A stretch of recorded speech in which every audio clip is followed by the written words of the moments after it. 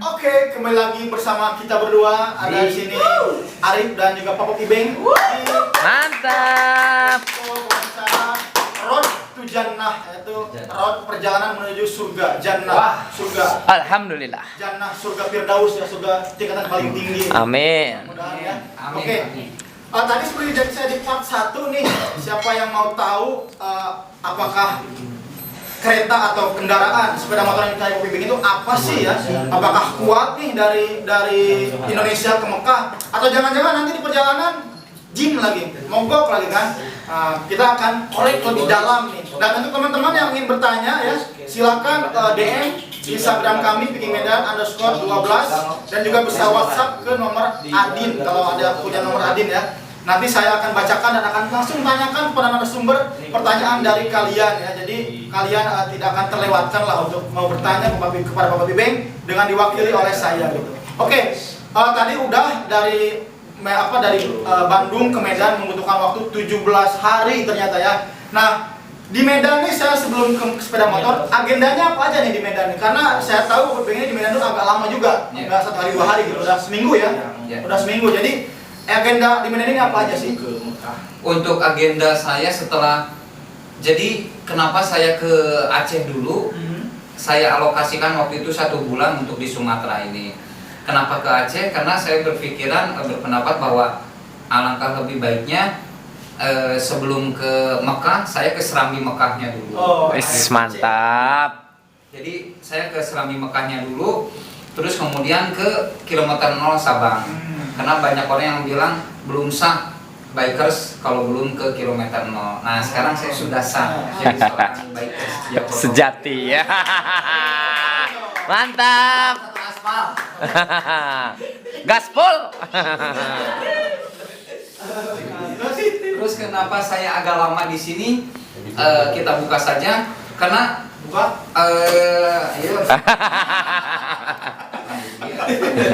jadi saya itu dari Cimahi, asalnya tidak akan menerima atau dengan sponsor, sebab saya nggak mau terikat sama sponsor. Tapi ternyata di dalam perjalanan di Medan ini saya banyak dihubungi, bahkan disambungkan sama sponsor. Nah, ketika di Medan ini banyak sekali sponsor yang masuk, ada beberapa sponsor yang mau support. Nah, karena saya sudah di Medan, jadi si barang-barang yang mereka support itu mereka kirim dari Bandung, dari Jakarta, dari Pacitan gitu. Sehingga saya harus menunggu beberapa lama sebelum menyeberang ke Malaysia. Di antaranya ada, nggak apa-apa terbuka ya. Terbuka, terutama jadi,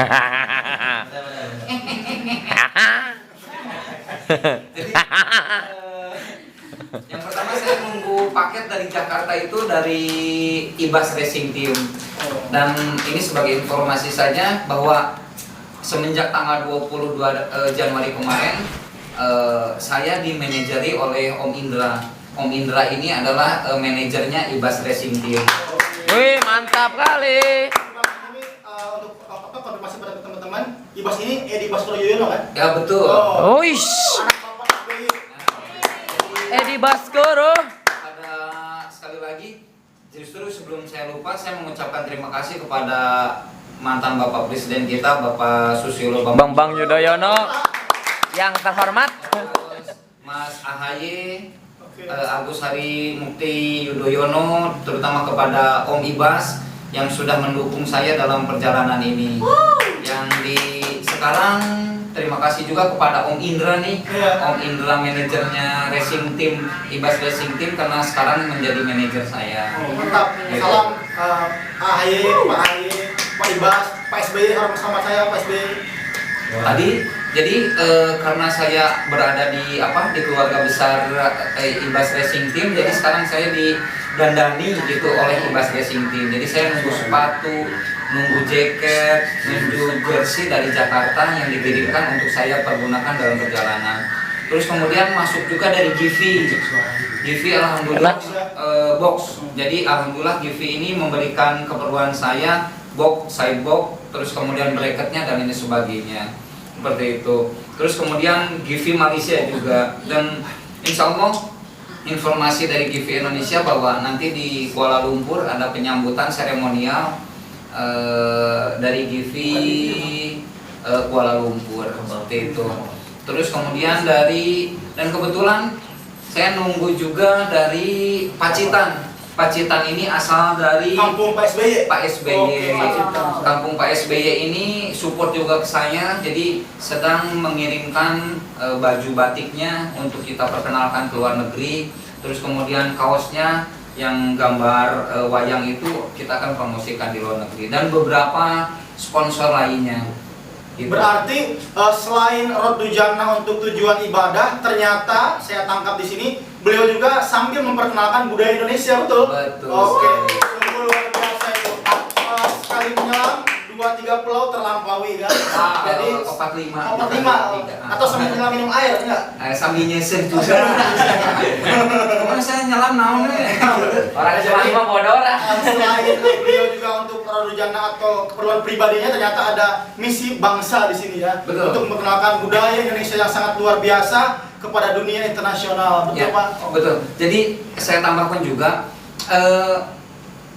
salah satu kemarin saya ditanya waktu di kedutaan apa misi kebangsaan saya. Misi kebangsaan saya adalah memperkenalkan kemudian mempromosikan kebudayaan dengan pariwisata Indonesia. Makanya 6 bulan terakhir sejak bulan Maret saya keliling Indonesia untuk datang ke tempat-tempat wisata. Saya melakukan menyelam di beberapa kepulauan Indonesia, terus naik-naik gunung ke gunung-gunung tertinggi. Karena saya ingin tahu tempat-tempat wisata di Indonesia ini. Saya kelilingi dan saya kibarkan bendera di di Gunung Ciremai sama Gunung Gede. Terus saya Laut Merah? Ya, Laut Merah? buset. Gunung biasa ge peuli. Jadi saya menyelam saya di Karimun Jawa. Karimun Jawa sebetulnya waktu itu tutup, tapi karena saya ada misi kebangsaan, jadi pas ke Karimun Jawa saya satu-satunya turis yang boleh masuk ke Karimun Jawa untuk melaksanakan Spesial. Karimun Jawa, Mas Puji. Ya. Terima kasih. Hikmat. Ya, jadi tadi saya garis bawahi beliau juga misi kemanusiaannya. Ya. Nah, jadi untuk rekan-rekan yang ingin tahu nih, dari Bandung, Medan ke Mekah ini naik sepeda motor apa nih kira-kira nih? Yang jelas Nio, nggak mungkin. Bukan. Saya tebak. Oh, ya. Nio. Bukan. Oh, bukan. Nmax. Nmax. Anu ieu acara naon?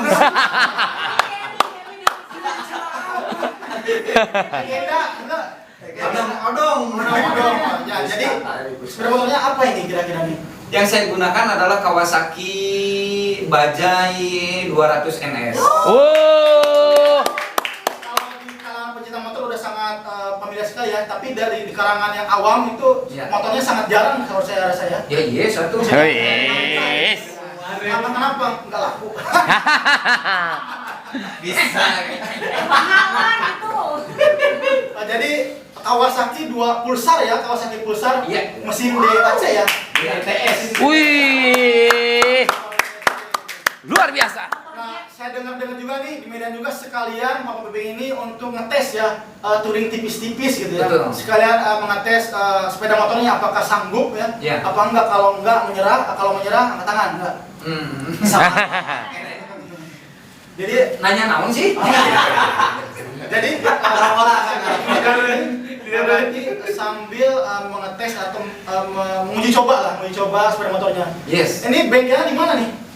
Bengkelnya Kita promosi juga biar Oke. masuk sponsor.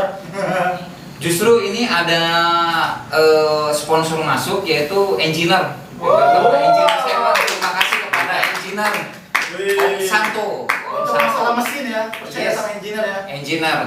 Terus yang kedua yang paling utama saya di bengkelnya dan Om Koko Ranggo. Orangnya ada tuh di sana. Mekanik handal semua. Betul. ya. Mekanik handal Om Koko ini bukan hanya sekedar mesin, tapi bisa juga dia bikin box, terus bikin engine guard, pokoknya segala bisa. Om Koko ini cerdas, bisa segala macam. Cuma satu aja yang dia tidak bisa, membantu melahirkan.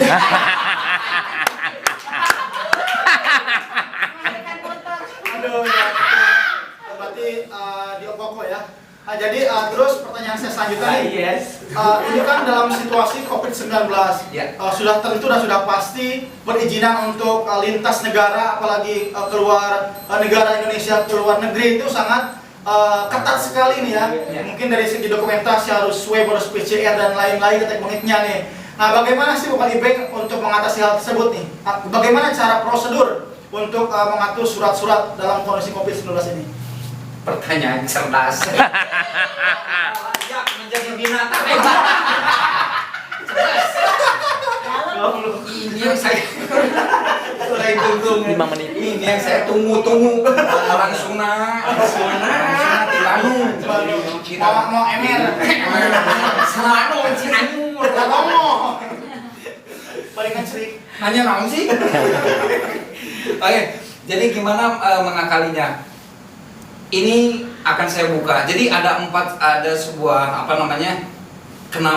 ada sebuah yang luar biasa menurut saya. Kenapa saya melakukan solo touring menggunakan motor ini ke Tanah Suci? Yang pertama, nanti akan saya sambungkan juga. Yang pertama, bahwa kalau untuk naik haji menggunakan pesawat pakai kuota itu sudah biasa.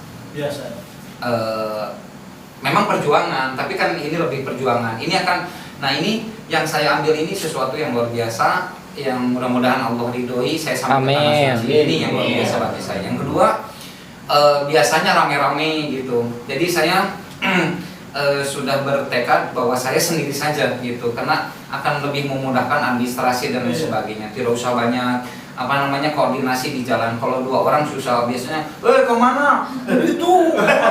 Mana kaliwat. Itu lama. Kalau saya ingin udut ya udut, ingin bobo ya tinggal nyebrang gitu. Ini menurut saya ngetes uji nyali saya. Jangan ketawa-ketawa, ini acara serius. 10 menit. Bukan rencana ekstravaganza. Saya bukan Sule. Ngomong naon sih tadi? Tanya naon. Tadi keajaibannya, satu saya menggunakan motor, kedua saya sendiri, yang ketiga sesuatu yang luar biasa. Saya dengan ini bukan berarti saya orang kaya gitu, saya bukan orang berlebihan uang, tapi saya orang yang berkeinginan untuk naik haji, karena Allah ini memanggil bukan hai orang-orang yang kaya, hai para pejabat, datanglah kamu ke Tanah Suci untuk ibadah haji. Allah itu memanggil orang-orang yang berniat dan mau ke Tanah Suci. Dan saya ingin membuktikan itu gitu, bahwa saya niat tidak punya apa-apa, tapi alhamdulillah dari mulai persiapan sampai detik sekarang nggak keluar speser pun gitu. Jadi selalu ada yang menolong, ada yang membantu orang-orang yang hamba Allah yang membantu saya. Mantap. Terus yang keempat, tadi kembali ke pertanyaan yang keempat. Tadi 3 sudah amazing, sekarang yang keempat. Saya berangkat ke Tanah Suci ini dalam masa pandemi, dalam masa COVID-19. Mungkin ini akan menjadi sejarah bagi saya sendiri, bagi Cimahi, bagi Indonesia, bahkan bagi seorang muslim. Kenapa? Ada seorang muslim, ada seorang warga negara Indonesia, ada seorang warga Jawa Barat, Cimahi, yang melaksanakan perjalanan dalam masa COVID seperti ini. Ini sangat sulit. Bahkan menurut saya dengan orang sebagian besar ini tidak mungkin dan berat gitu. Tapi senjata saya adalah berdoa. Saya tinggal, Allah itu maha kaya. Allah itu maha kaya. Bagi kita sulit, bagi kita tidak mungkin. Tapi bagi Allah tidak ada yang sulit dan tidak ada yang mungkin. Senjata saya adalah berdoa. Setiap sujud saya selalu meminta, ya Allah, mudahkan dan lancarkan perjalananku ke Tanah Suci, ke Baitullah, ke Mukarramah ini. Itu doa saya, dan alhamdulillah sampai sekarang sudah ada beberapa surat izin lintas negara, rekomendasi untuk melintas ke negara-negara itu, dan saya sudah koordinasi dengan beberapa kedubes untuk permohonan izin menyeberang seperti itu. Jadi intinya jika kita memiliki niatan baik, niatan terus, pasti Allah akan mencukupi ya. Bisa. Baik dari segi rezeki, karena untuk umat Islam ya, bagaimana kita takut miskin sedangkan Allah Maha Kaya, kan betul ya. Jadi itu dari yang bawahi ya. Nah, cerdasan Anda dari Ini part 2. Nah, di part 3 ya kita akan mengetahui bagaimana rute ya. Part terakhir part 3 ya, karena udah kelamaan ya. Capek ya? Capek, Pak? Untuk Anda capek. Saya mau siaran sendiri. Jadi nanti di part 3 kita akan mengetahui rute mana aja yang akan dilewati oleh Papa Pibeng. Apakah beliau akan melewati rute perang seperti Afghanistan atau ke apa namanya Palestina? Enggak. Palestina. Kita akan bongkar nanti ya, dan juga di part 3 nanti kita akan mengetahui apa saja agenda-agenda Papa Ibeng selama berada di lintas negara maupun di Tanah Suci. Oke? Stay tune dengan Peking Medan TV. Oke.